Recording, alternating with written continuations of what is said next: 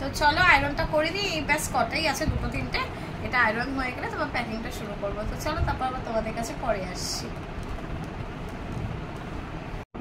দেখো আমাদের দীঘা যাওয়ার আগের দিন রাত্রিবেলা ছিল এটা। এবার আমি যেটুকুনি আয়রন টায়রন করার ছিল এগুলো করে নিয়ে কিন্তু প্যাকিংটাকে কমপ্লিট করে নিচ্ছি। এবার দেখো এখানে আমাদের সবার জামা কাপড় নিয়ে নিচ্ছি, আর যেহেতু একদম সামনাসামনি সেহেতু একটা ট্রলির মধ্যে কিন্তু সবার হয়ে গেছিলো। তো চলো এখানে প্যাকিংটা কমপ্লিট করে নিই, প্যাকিংটা কমপ্লিট হয়ে গেলে আবার তোমাদের কাছে আসছি।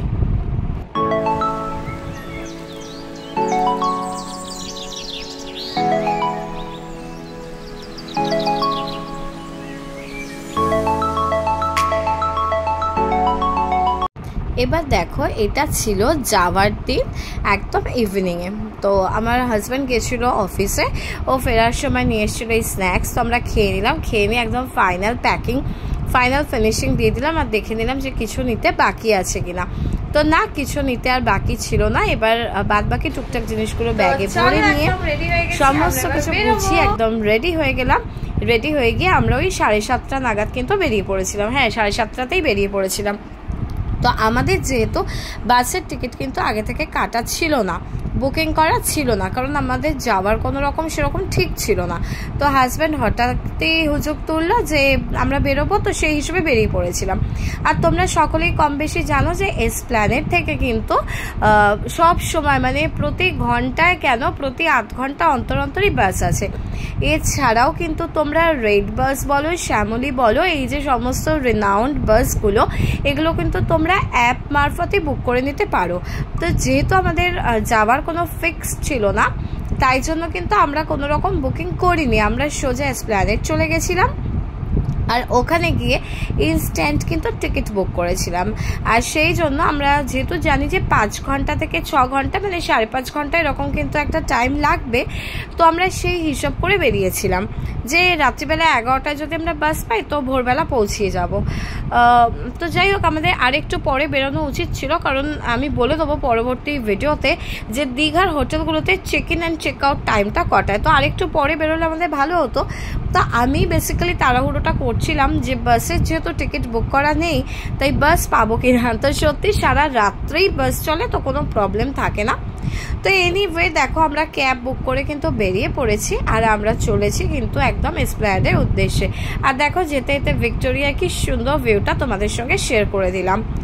তো এবার দেখো আমরা কিন্তু এসপ্ল্যানেডে পৌঁছে গেছি, আর আমি তো মানে সো মাচ এক্সাইটেড যাওয়ার জন্যে। তো দেখতেই পাচ্ছ এখানে প্রচুর বাস দাঁড়িয়ে আছে, আরও বাস দাঁড়িয়েছিল, যেটা মেন বাস আড্ডাটা রয়েছে এটা তো রাস্তার উপরে, বাট এই যে ডান দিকে ঘুরেছে মেন বাস আড্ডা, ওখানে কিন্তু প্রচুর প্রচুর বাস দাঁড়িয়ে রয়েছে। তো আমরা এখানে ওয়েট করলাম, আর আমার বর গিয়ে কিন্তু টিকিট করে নিয়ে চলে এসেছিল। তো আমাদের টিকিট খুব সুন্দরভাবে হয়ে গেছিলো, আর রাত্রিবেলা কিন্তু 10:50-এ আমাদের টিকিট ছিল। এই দেখো এই যে বাস আড্ডাটা, এখানে কিন্তু পর পর পর পর বাস রয়েছে ভর্তি ভর্তি, আর বিভিন্ন জায়গায় কিন্তু যাচ্ছে, মানে কোথায় দুর্গাপুর, দার্জিলিং, ধর্মতলা থেকে দীঘা, মানে এভরিওয়্যার। তো দেখো এরপর কিন্তু আমাদের বাসের টিকিট কাটা হয়ে গেছে। আমার বর বললো চলো বাসের কাছে যাই, তোমাদেরকে দেখিয়ে আনি। তো এবার আমরা চলে এসেছি একদম বাসের কাছে। তো আমাদের বাস ছিল জয়মাতারা বাস, আর সত্যি ভীষণ ভীষণ ভীষণ ভালো ছিল।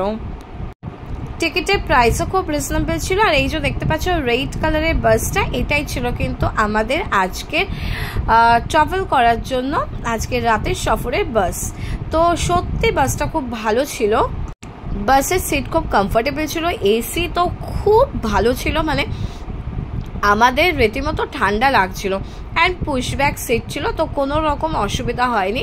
শুধু এই যে সারা রাত তো তোমাকে পাটা নামিয়েই যেতে হবে, তো যাই হোক সেটা তো যেতেই হবে, কিছু করার নেই। সেটা অ্যাভয়েড করতে চাইলে ট্রেন, তো আমরা ট্রেনে যেতে চাইনি। এরপর আমরা মালপত্র লাগেজ কিন্তু বাসের মধ্যে সেট করে দিয়েছি, করে দিয়ে আমার বর বলল চলো কিছু খেয়ে আসি। যদিও কিন্তু আমি বাড়ি থেকে পরোটা অ্যান্ড আলুর দম করে এনেছিলাম, সেটা তোমাদের সঙ্গে তাড়াহুড়োতে শেয়ার করা হয়নি। তো এখানে কিন্তু আমরা একটুখানি জাস্ট হালকা টিফিনের জন্য চলে আসলাম। তখনই রাত 10টা মতো বাজছিল, 10টা মতোই ছিল। তো এখানে এসে আমরা একটা এগ চাউমিন আর আমার ফেভারিট একটা এগ রোল নিয়ে নিয়েছিলাম। আমার বাইরের নুডলসটা তো ভালো লাগে না, তো আমার বর আর আমার ছেলে মিলে ভাগ করে কিন্তু এগ নুডলসটা খেয়েছিল। কেন বললাম, যেহেতু আমি কিন্তু রাত্রের ডিনারটা বানিয়ে নিয়ে এসেছিলাম, তো সেগুলো তো নাহলে নষ্ট হবে, সেই জন্য এখানে একটাই এগ নুডলস আর আমি একটা এগ রোল নিয়ে নিয়েছিলাম। তো এখানে সবাই মিলে বসে পড়লাম খেতে। এখানে প্রচুর এরকম পরপর হোটেল রয়েছে, স্ট্রিট হোটেল, আর সেখানে কিন্তু প্রচুর মানুষজন খাচ্ছেন। খাবারের কোয়ালিটি কিন্তু খারাপ না, দাম তো একই রকম, দাম নিয়ে আর কি বলবো। তো এখানে কিন্তু আমরা খেয়ে নিচ্ছিলাম আর আমি এক্সাইটেড ছিলাম যে কখন আমাদের বাসটা ছাড়বে। তো আমাদের বাসের টাইমিং ছিল রাত 10:50। তো এখানে কিন্তু আমাদের খাওয়া দাওয়া হয়ে গেল এবারে, আর এরপর কিন্তু আমরা বাসের কাছে চলে আসলাম। এইটা করতে করতে আমাদের 10:30 বেজেই গেছিলো। তো আমার বর্মশাই গেছিলো কিছু টুকটাক ওষুধপত্র আনতে, মানে খুবই টুকটাক, কারণ ওর যে রেগুলারের ওষুধ সেগুলো তো নিয়ে নেওয়া হয়েছিল। আর এছাড়া দীঘায় পৌঁছে তো প্রচুর দোকান পাবো, এটা জানা কথাই। তো এরপর কিন্তু আমরা বাসে উঠে গেলাম। বাসের টাইমিং একদম হয়ে গেছিলো, একদম রাইট টাইমে কিন্তু বাস ছেড়েছিল। তো আমি তোমাদেরকে রেফার করবো জয়মাতারা বাসের জন্য। আর এটা রাত 10:50। আবারও বলে দিলাম, এছাড়াও কিন্তু প্রচুর বাস আছে, সেটাও বললাম। রেড বাস, শ্যামলী, ময়ূরী, পরমেশ্বর, মানে প্রচুর বাস আছে। তো এরপর আমরা বাসে বসে একটুখানি ভিডিও শ্যুট করে নিচ্ছিলাম। আর আমি ভাবছিলাম যে কখন ভোরবেলা হবে আর আমরা দীঘায় পৌঁছাবো, দীঘায় নেমে সমুদ্র দেখব। যেহেতু সমুদ্র কিন্তু আমার সবচেয়ে ফেভারিট, মানে পাহাড়ের চেয়েও সমুদ্র কিন্তু আমার কাছে ভীষণ ভালোবাসার একটা জিনিস। তো এরপর আমরা কোলাঘাট আসার আগে না আমরা ডিনারটা করে নিয়েছিলাম। আর যেহেতু 3 জনে, মানে 3 সিটার ছিল, 3 জন পরপর, এবার মানে বক্স টক্স নিয়ে হাতে ধরে খাওয়া, আমি আর ওটা ভিডিও শ্যুট করতে পারিনি। তো এরপর আমরা টুকটুক করে খেয়ে নিয়েছিলাম। আর ওই সমস্ত মানে একদম এমটি বক্সগুলো কোলাঘাটে কিন্তু ফেলে দেবো বলে কোলাঘাট আসার আগে আমরা খেয়ে নিয়েছিলাম। আর ওখান থেকে ঠিক 3 ঘন্টা লেগেছিল কিন্তু কোলাঘাট পৌঁছাতে। তো এরপর দেখো অন ওয়েতে আমরা রয়েছি। এগুলো আমরা যখন যাচ্ছি রাস্তা দিয়ে, তখন রাস্তার চারপাশের ভিউগুলো তোমাদের সঙ্গে একটু শেয়ার করলাম। আর আমি নিজেও দেখছিলাম, খুব ভালো লাগছিল। রাতের কলকাতা ছাড়িয়ে আস্তে আস্তে হাওড়া ঢুকলো, সেটাও খুব ভালো লাগছিল। মানে it was a very beautiful trip for আস।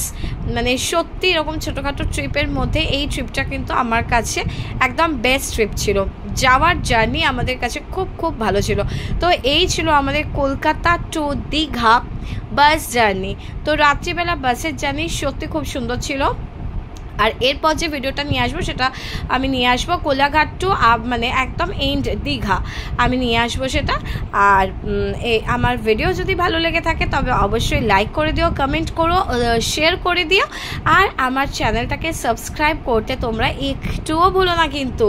আর ফুল ভিডিওটা কিন্তু দেখতে থেকো, স্কিপ না করে। আমরা খুব এনজয় করেছি। আর তোমরা কিন্তু এরকমভাবে বাসে ট্রাভেল করতেই পারো, আমাদের কোনো রকম অসুবিধা হয়নি। পুশব্যাক খুব ভালো ছিল, এসি বললাম খুব ভালো চলেছিল। তো চলো টাটা, তোমাদের সঙ্গে আবার দেখা হচ্ছে নেক্সট ভিডিওতে কোলাঘাটে গিয়ে, ঠিক আছে? ততক্ষণের জন্য টাটা, বাই বাই, ভালো থেকো তোমরা।